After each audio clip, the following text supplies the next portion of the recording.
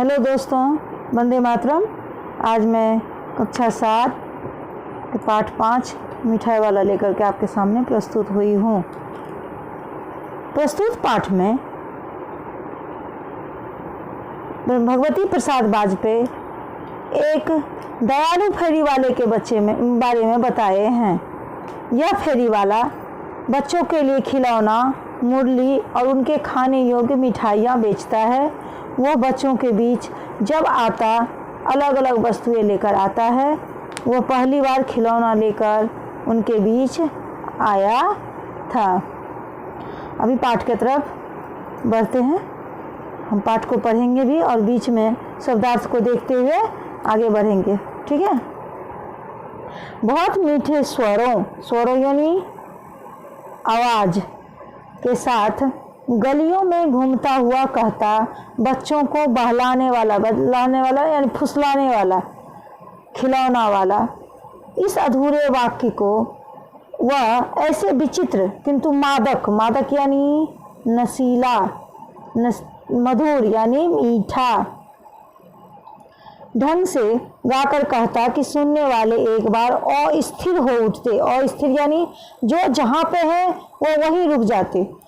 उनके स्नेहाभिषिक्त स्नेह से भरा हुआ, स्नेहाभिषिक्त यानी स्नेह से भरा हुआ कंठ से फूटा हुआ गान सुनकर निकट के मकानों में हलचल मच जाती।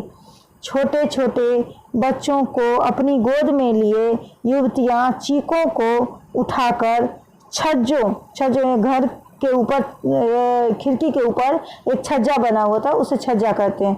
और नीचे झांकते यानी ताकते, झांकना यानी ताकना, झांकने लगती गलियों और उनके अंतर्व्यापी यानी उनके मन के अंदर छोटे छोटे उद्यान यानी जो खेलने का जगह होता है उसे उद्यान कहते हैं। मैं खेलते और इठलाते हुए बच्चों का झुंड उसे घेर लेता और तब वह खिलौना वाला वहीं बैठकर खिलौनों की पेटी खोल देता। पेटी यानी छोटा सा बक्सा। बच्चे खिलौने देखकर पुलकित हो उठते। पुलकित यानी खुश, पुलकित यानी खुश, आनंद विभोर हो उठते। वे पैसे लाकर खिलौने का मोल भाव यानी उसका भाव करते, दाम दिगर जिसको बोलते हैं ना, उसको मोल भाव कहते हैं। पूछते, अपनी तोतली बोली में बोलते, इसका दाम क्या है और इसका यानी इसका दाम क्या है और इसका यानी इसका दाम क्या है और इसका दाम क्या है और इसका मैंने और दूसरी बार भी बोलते और इसका। खिलौने वाले बच्चे को देखता और उनकी नन्ही उंगलियों से पैसे ले लेता और बच्चों की इच्छा अनुसार यानी उनके मन के अनुसार जो बच्चे को चाहिए वो उन्हें खिलौने दे देता। खिलौने लेकर फिर बच्चे उछलने कूदने लगते और तब फिर खिलौना वाला उसी प्रकार गाकर कहता, बच्चे को बहलाने वाला खिलौना वाला।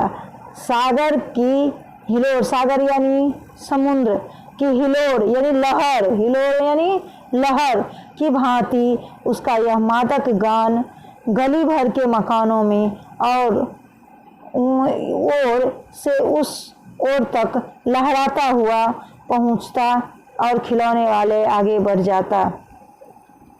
राय बहादुर के बच्चे भी एक दिन खिलौने लेकर घर आए। वे 2 बच्चे थे, चुन्नू और मुन्नू। चुन्नू जब खिलौने ले आया तो बोला, मेला घोला कैसा सुंदर है, यानी मेरा घोड़ा कितना सुंदर है। मुन्नू बोला, ओल देखो मेला कैसा सुंदर है, यानी और देखो मेरा कैसा सुंदर है। दोनों अपने हाथी घोड़े लेकर घर भर में उछलने लगे। इन बच्चों की माँ रोहिणी कुछ देर तक खड़े इनका खेल निखरती यानी देखती रही। ये दोनों बच्चे जो करतब कर रहे थे ना, उसके उनकी माँ रोहिणी देख रही थी। अंत में दोनों बच्चों को बुलाकर उसने पूछा, अरे चुन्नू और मुन्नू, ये खिलौने तुमने कितने में लिए हैं?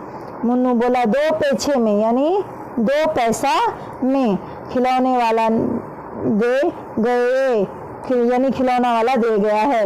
रोहनी सोचने लगी, इतने सस्ते कैसे दे गया, कैसे दे गया, यह तो वही जाने, लेकिन दे गया ही है तो इतना निश्चय है। अब रोहनी बार बार सोचती, इतने कम पैसे में ये खिलौना वाला इसे कैसे दे गया। जरा सी बात ठहरी, रोहिणी अपने कामों में लग गई। फिर कभी उसे इस पर विचार करने की आवश्यकता भी भला क्यों पड़ी। खिलौने वाले का आकर्षक स्वर और बच्चों की उत्सुकता इतनी थी, वो देखिए फेरी वाले गलियों में घूमकर कहता, बच्चों को बहलाने वाला खिलौना वाला, यानी ये पूरा शब्द नहीं बोल रहा है, आधा ही लाइन में ये अपना बात को ख़त्म कर रहा है, फिर भी वो स्वर बहुत ही मीठा है। ऐसे मधुर स्वर को सुनकर बच्चों में हलचल मच जाती है। वे अपना खेल कूद भूल कर उसे घेर लेते हैं और खिलौने वाला भी अपनी पेटी खोलकर उनको दिखाने लगता है। बच्चे पुलकित होकर उससे दाम पूछते हैं और खिलौने लेकर उछलने कूदने लगते हैं। खिलौने वाला गाता हुआ उसी तरह आगे बढ़ जाता। रोहिणी के बच्चे चुन्नू और मुन्नू भी उससे हाथी और घोड़ा लेकर आए। रोहिणी ने जब उनको दाम पूछा तो बच्चों ने बताया 2 पैसे। रोहिणी के मन में हैरानी और जिज्ञासा हुई कि इतने सस्ते खिलौने वह कैसे दे गया। फिर वह अपने काम में लग गई। अभी आगे देखिए, फिर 6 महीने बाद क्या होता है। 6 महीने बाद नगर भर के 2-4 दिनों में से एक मुरली वाले के आने का समाचार फैल गया। लोग कहने लगे, भाई वाह, मुरली बजाने में वह एक उस्ताद यानी होशियार, जो काम एक आदमी खास आदमी कर सकता है उसी को उस्ताद कहते हैं। मुरली बजाकर गाना सुनाकर और मुरली बेचता भी है, सो भी 2-2 पैसे में। भला इसमें उसे क्या मिलता होगा, मेहनत भी तो ना आती होगी। एक व्यक्ति ने पूछ लिया, कैसा है वो मुरली वाला, मैंने तो उसे नहीं देखा। उत्तर मिला, उम्र तो उसकी अभी अधिक ना होगी, यही 30-32 का होगा, दूल्हा पतला गोरा युवक यानी मर्द बीकानेरी रंगीन साफा बांधता है। बीकानेर राजस्थान के एक शहर है जहाँ के आदमी रंगीन कलर का साफा अपने माथे में पगड़ी के रूप में बांधते हैं। वही तो नहीं जो पहले खिलौने बेचा करता था। क्या वह पहले खिलौने भी बेचा करता था?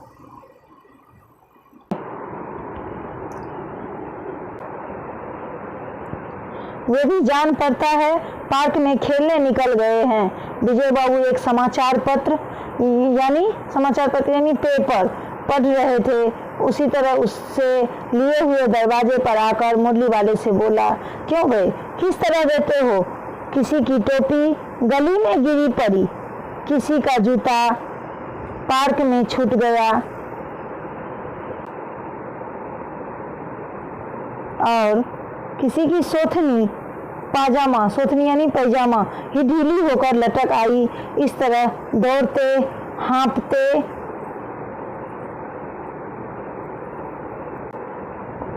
हुए बच्चों का झुंड आ पहुंचा। झुंड यानी जब एक साथ कई बच्चे रहते हैं तो उसे झुंड कहते हैं।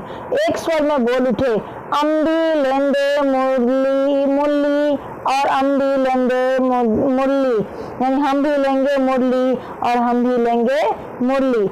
मुरली वाला हर्ष यानी आनंद से गदगद हो उठा, बोला, सबको देंगे भैया, जरा रुको, ठहरो, एक एक को देने दो, अभी इतनी जल्दी हम कहीं लौटे थोड़े ही जाएंगे, बेचने तो आए हैं और हैं भी इस समय मेरे पास 1-2 नहीं, पूरी 57 है। बाबूजी, क्या पूछा था आपने, कितने में दी?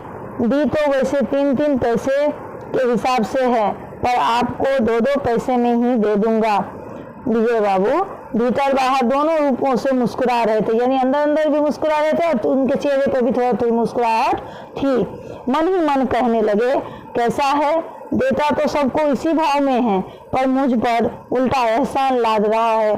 फिर बोले, तुम लोगों की झूठ बोलने की आदत है, देते होंगे सभी को 2-2 पैसे में, पर एहसान यानी कृतज्ञता का बोझा मेरे ऊपर लाद रहे हो, लाद यानी थोपना रहे हो। मुरली वाला एकदम अप्रतिभ हो उठा यानी दुखी हो उठा। बोला, आपको क्या पता बाबूजी कि इसकी असली लागत यानी मुरली को बनाने में कितना पैसा लगता है, उसको लागत कहते हैं। यह तो ग्राहकों का दस्तूर होता है। ग्राहक यानी खरीदने वाला, ग्राहक यानी खरीदने वाला का दस्तूर, नियम, दस्तूर यानी नियम होता है कि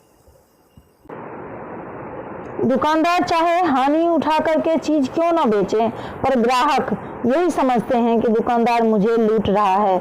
आप भला काहे को विश्वास करेंगे, लेकिन सच पूछिए तो बाबूजी असली दाम 2 ही पैसा है। आप कहीं से 2 पैसे में ये मुरली नहीं पा सकते। मैंने तो पूरी 1000 बनवाई थी, तब मुझे इस भाव में पड़ा, भाव यानी कीमत में पड़ा। विजय बाबू बोले, अच्छा मुझे ज़्यादा वक्त नहीं है, वक्त यानी समय नहीं है, जल्दी से दे दो, 2 निकाल कर दो। 2 मुरलियाँ लेकर विजय बाबू फिर मकान के भीतर पहुंच गए। मुरली वाला देर तक उन बच्चों के झुंड में मुरलियाँ बेचता रहा। उसके पास कई रंग की मुरलियाँ थी। बच्चे जो रंग पसंद करते, मुरली वाला उसी रंग की मुरली निकाल देता। बच्चे जो रंग पसंद करते, मुरली वाला उसी रंग की मुरली निकाल देता। यह बड़ी अच्छी मुरली है, यही ले लो बाबू। राजा बाबू, तुम्हारे लायक तो बस यह है। हाँ भैया, तुमको वही देंगे, ये लो। तुमको वैसी ना चाहिए या नारंगी रंग की? अच्छा वही लो। ले आए पैसे? अच्छा यह लो, तुम्हारे लिए मैंने पहले ही से यह निकाल रखी है। तुमको पैसे नहीं मिले, तुमने अम्मा से ठीक तरह मांगे ना होंगे। धोती पकड़कर पैरों में लिपटकर अम्मा से पैसे मांगे जाते हैं। अम्मा यानी माँ, मम्मी। बाबू, हाँ फिर जाओ, अब की बार मिल जाएंगे। दुअन्नी है? दुअन्नी यानी 2 आने पैसे का सिक्का। तो क्या हुआ? यह लो, वापस लो। ठीक हो गया? नहीं साहब, मिल गए पैसे। देखो मैंने तरकीब बताई। अच्छा अब तो किसी को नहीं लेना है, सब ले चुके। तुम्हारी माँ के पास पैसे नहीं हैं। अच्छा तुम भी ले लो। अच्छा तो अब मैं चलता हूँ। इस तरह मुरली वाले फिर आगे बढ़ता गया। आज अपने मकान में बैठी हुई रोहिणी मुरली वाले की सारी बातें सुनती रही। आज भी उसने अनुभव किया, यानी अनुभव यानी महसूस किया, बच्चों के साथ इतने प्यार से बातें करने वाला फेरी वाला कभी नहीं आया। फिर वह सौदा भी कैसा सस्ता बेचता है। सौदा यानी जो सामान जो देता है ना, उसको सौदा कहते हैं। कोई भी दुकानदार जो ग्राहक को सामान देता है उसे ही सौदा कहते हैं। कितना सस्ता बेचता है। सस्ता यानी कम कीमत में, भला आदमी जान पड़ता है। समय की बात है, जो बेचारा इस तरह मारा मारा फिरता है, पेट जो न कराए सो थोड़ा। इसी समय मुरली वाले की छीन स्वर, छीन यानी धीरे, थोड़ा मैंने कमजोर आवाज, स्वर यानी आवाज दूसरी निकट की गली से सुनाई पड़ा। बच्चों को बहलाने वाला मुरली वाला। रोहिणी इसे सुनकर मन ही मन कहने लगी, और स्वर कैसा मीठा है इसका। बहुत दिनों तक रोहिणी को मुरली वाले का वह मीठा स्वर और उसके बच्चों के प्रति स्नेह सिक्त यानी स्नेह से भरा हुआ, प्रेम से भरा हुआ बातें याद आती रही। महीने के महीने आए और चले गए, फिर मुरली वाला न आया। धीरे धीरे उसकी स्मृति ही छीन हो गई। स्मृति छीन यानी कम हो गई, उसके बाद में भूलने लगी। करीब 6 महीने बाद वही फेरी वाला यानी वही खिलौना वाला फिर मुरली वाला के रूप में उस गली में घूमना शुरू किया और मुरली बेचने आया। वह मुरली बजाकर गाना सुनाकर मुरलियां बेचा करता था।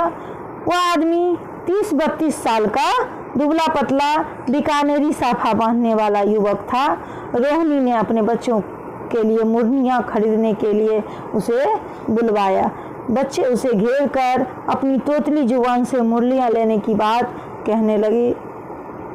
बच्चों के साथ एक सौहार्दता से मुरली वाले की बातचीत करते देख विजय बाबू ने उससे एक मुरली का दाम पूछा। मुरली वाले ने कहा, दाम तो 3 पैसे हैं, लेकिन आपको हम 2 पैसे में दे दूंगा। यह सुनकर विजय बाबू उससे जब अपने ऊपर एहसान लादने की बात कही तो उन्होंने कहा कि 1000 मुरलियाँ बनाई है, इसीलिए यह भाव पड़ी, आपको 2 पैसे में कहीं भी मुरली नहीं मिलेगी। विजय बाबू ने अपेक्षा भाव से 2 मुरलियाँ खरीद लिए और उसने दूसरे बच्चे को भी मुरलियाँ दी और आगे बढ़ गया। बच्चे के प्रति मुरली वाले का इतना अच्छा व्यवहार देख और सस्ता सामान बेचने पर सभी को आश्चर्यचकित हो रहा था, उन्हें खासकर रोहिणी को ज़्यादा, और उन्हें मुरली वालों के प्रति सहानुभूति हो आई थी। चलिए फिर पाठ के बस यहाँ पे फिर क्या होता है, रोहिणी की ऐसे जब याददाश्त धूमिल हो जाती है, वो भूल जाती है। उसके बाद 8 महीने बाद सर्दी के दिन थे, रोहिणी स्नान करके मकान के छत पर चढ़कर अनुजा लंबित केस सुखा रही थी। अनुजा लंबित होता है घुटने तक केस सुखा रही थी। उस समय नीचे की गली में आवाज़ सुनाई पड़ा, बच्चे को बहलाने वाला मिठाई वाला। मिठाई वाले का स्वर उसके लिए परिचित था। झट से रोहिणी नीचे उतर आई। उस समय उसके पति मकान में नहीं थे। हाँ, उसकी वृद्धा दादी, वृद्धा यानी बूढ़ी दादी। किसकी बूढ़ी दादी? रोहिणी की। रोहिणी उसके निकट आकर बोली, दादी चुन्नू मुन्नू के लिए मिठाई लेनी है, जरा कमरे में चलकर ठहराओ, मैं उधर कैसे आऊँ, कोई आता न हो, जरा हटकर मैं भी चीख के ओट में बैठी रहूँगी। अभी यहाँ पर देखिए रोहिणी क्या है, गाँव मैंने नई नवेली दुल्हन है, और पहले के ज़माने में गांव में पर्दा प्रथा होता था, जो कि मैंने हट से वो बाहर नहीं आते थे, और जिसके कारण से वो रोहिणी बोलती है अपनी दादी से, तुम उस मिठाई वाले को बैठने के लिए बोलो और मैं भी पर्दे के ओर से देखती हूँ, यानी बैठ करके रहूँगी, वहीं पे बैठी रहूँगी। दादी उठकर कमरे में आकर बोली, ए मिठाई वाले इधर आना। मिठाई वाला निकट आ गया और बोला, कितनी मिठाई दूँ माँ? ये नए तरह की मिठाइयाँ हैं, रंग बिरंगी, कुछ खट्टी कुछ मीठी, जायकेदार, जायके यानी मसालेदार, बहुत तरह के मसाले डाल करके जब कोई चीज़ बनाया जाता है तो उसको जायकेदार कहा जाता है। बड़ी देर तक मुंह में टिकती है, जल्दी घुलती नहीं है, बच्चे बड़े चाव से चूसते हैं। इन गुणों के सिवा ये खांसी भी दूर करती है। कितनी दूं? चपटी गोल पहलदार गोलियां हैं, पैसे के 16 देता हूँ। पैसा यानी 1 पैसा में 16 देता है। दादी बोली, 16 तो बहुत कम होती है, भला 25 दे देते। मिठाई वाला, नहीं दादी, अधिक नहीं दे सकता, इतना भी देता हूँ, यह अब मैं तुम्हें क्या, खैर मैं अधिक ना दे सकूँगा। रोहिणी दादी के पास ही थी, बोली, दादी फिर भी काफ़ी सस्ता दे रहा है, 4 पैसे की ले लो या पैसे रहे।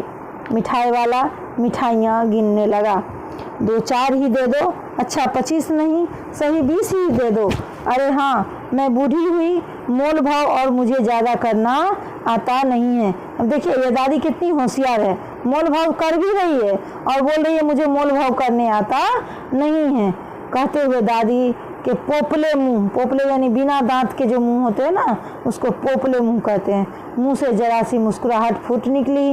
रोहिणी ने दादी से कहा, दादी इससे पूछो तुम इस शहर में और कभी भी आए थे या पहली बार आए हो? यहाँ के निवासी तो तुम हो नहीं। दादी की इस कथन को दोहराने की चेष्टा की ही थी कि मिठाई वाला उत्तर दिया, पहली बार नहीं और भी कई बार आ चुका हूँ। रोहिणी चीख की आड़ से बोली, पहले यही मिठाई बेचते हुए आए थे या और कोई चीज़ लेकर के? क्योंकि रोहिणी को थोड़ा थोड़ा विस्मरण हो रहा है, ये आदमी को हम कभी देखे हैं। ऐसा कभी होता है जब आप पहले कभी किसी को देखे हो ना और फिर दोबारा देखेंगे ना कुछ दिन बाद, तो जैसा लगेगा इसको हम देखे हैं, वही विस्मरण अभी रोहिणी को हो रही है। मिठाई वाला हर्ष, संशय और विस्मय आदि हर्ष यानी खुशी, संशय यानी शंका से शंकास्पद, विस्मयादि यानी विस्मयपूर्वक भावों में डूबकर बोला, इससे पहले मुरली लेकर आया था और इससे भी पहले खिलौना लेकर। रोहिणी का अनुमान ठीक निकला।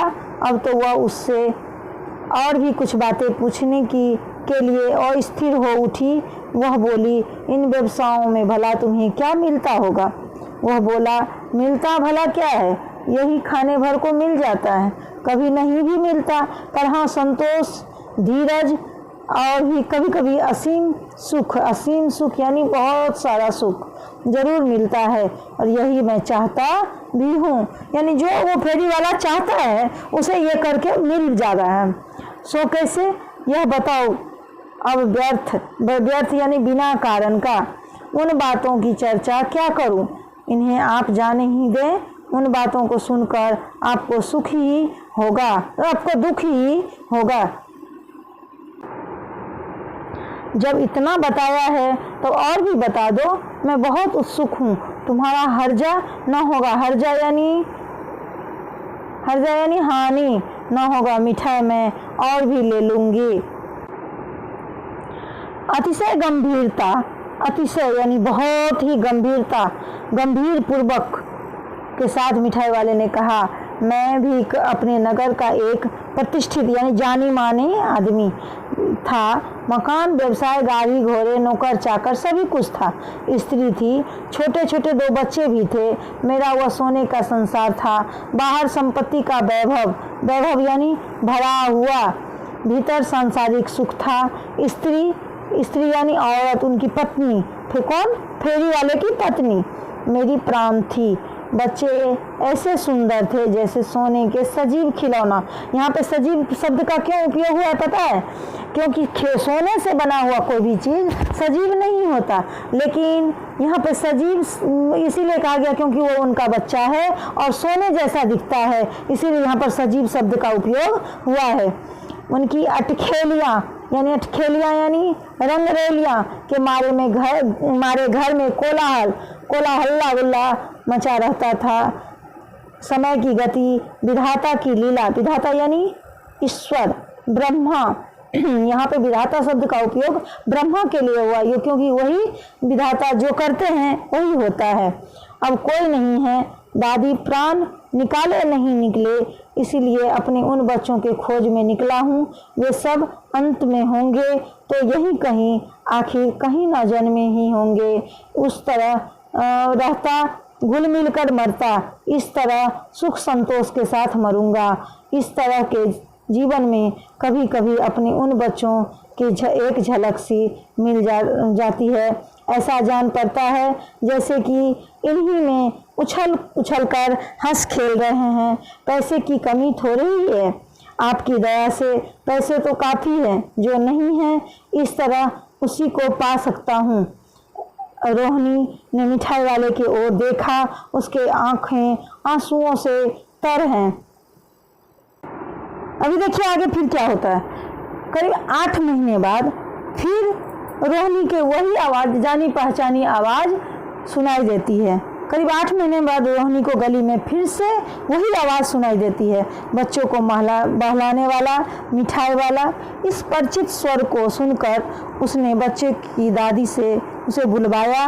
वह रंग बिरंगी खट्टी मीठी जायकेदार चूसने वाली गोलियां बेच रहा था। दादी के पूछने पर उसने बताया कि वह 1 पैसे की 16 गोलियां खरीदने के बाद रोहिणी ने पूछा, इन व्यवसायों से तुम्हें क्या मिलता होगा? मिठाई वाले ने बताया कि उसे कभी खाने भर के लिए मिलता है, कभी नहीं भी मिलता है, पर उसे संतोष है, प्यार है, अपनत्व है, और इस अपनत्व में उसे असीम सुख मिलता है। असीम यानी बहुत सारा सुख मिलता है। रोहिणी के आग्रह पूर्वक पूछा, सो कैसे? मिठाई वाले ने गंभीरता पूर्वक बताया कि वह अपने नगर का एक प्रतिष्ठित आदमी था। घर में सारी सुख सुविधाएं थी, पत्नी और 2 बच्चे थे, पर समय की गति अब कोई नहीं है, बस प्राण नहीं निकले। मैं अपने उन्हीं बच्चों को खोज में निकला हूँ। उनकी बीवी बच्चे सभी ख़त्म हो जाते हैं और उनका प्राण खुद निकलने वाली ऐसी वस्तु नहीं है जो निकाल के फेंक दे, और उसी के खोज में वो ये काम सब करते हैं। बार बार ये फेरी वाला बन करके गली में घूमते रहते हैं। ऐसा लगता है कि बच्चों भी इन्हीं के बीच उछल कूद रहे हैं। वो अपने बच्चे को इसी बच्चे में अनुभव कर रहे हैं जो उनके बच्चे यहीं पे हैं। मेरे पास पैसे की काफ़ी है तो जो नहीं है वो इस तरह पा जाता हूँ। रोहिणी ने देखा फेरी वाले कहते कहते उसके फेरी वाले के दोनों आँखों में आंसू भर जाता है। इसी समय चुन्नू मुन्नू आ गए। रोहिणी से लिपट कर उसका आंचल पकड़कर बोले, अम्मा मिठाई मुझसे लो। यह कहकर तत्काल कागज की 2 पुड़िया मिठाइयों से भरी मिठाई वाले ने चुन्नू मुन्नू को दे दी। रोहिणी ने भीतर से पैसे फेंक दिए। मिठाई वाले ने पेटी उठाई और कहा, अब इस बार ये पैसे न लूँगा। दादी बोली, अरे ना अपने पैसे लिए जा भाई। तब तक आगे फिर सुनाई पड़ा उसी प्रकार मादक मृदुल स्वर में बच्चों को बहलाने वाला मिठाई वाला। अभी देखिए आगे क्या होता है। फिर वहाँ पर चुन्नू और मुन्नू आ जाता है और रोहिणी से मिठाई मांगने लगता है। मिठाई वाले ने क्या करता है, उसी समय में 2 पुड़िया बना करके उसको चुन्नू और मुन्नू को दे देता है, जिसका पैसे वो नहीं लेता। कितनी भी ज़बरदस्ती करने पर वो नहीं लेता और अपना पेटी उठा करके वहाँ से चल देता है। वो अपने मधुर मृदु स्वर में बच्चों को बहलाने वाला मिठाई वाला गाता हुआ आगे बढ़ता जाता है। धन्यवाद।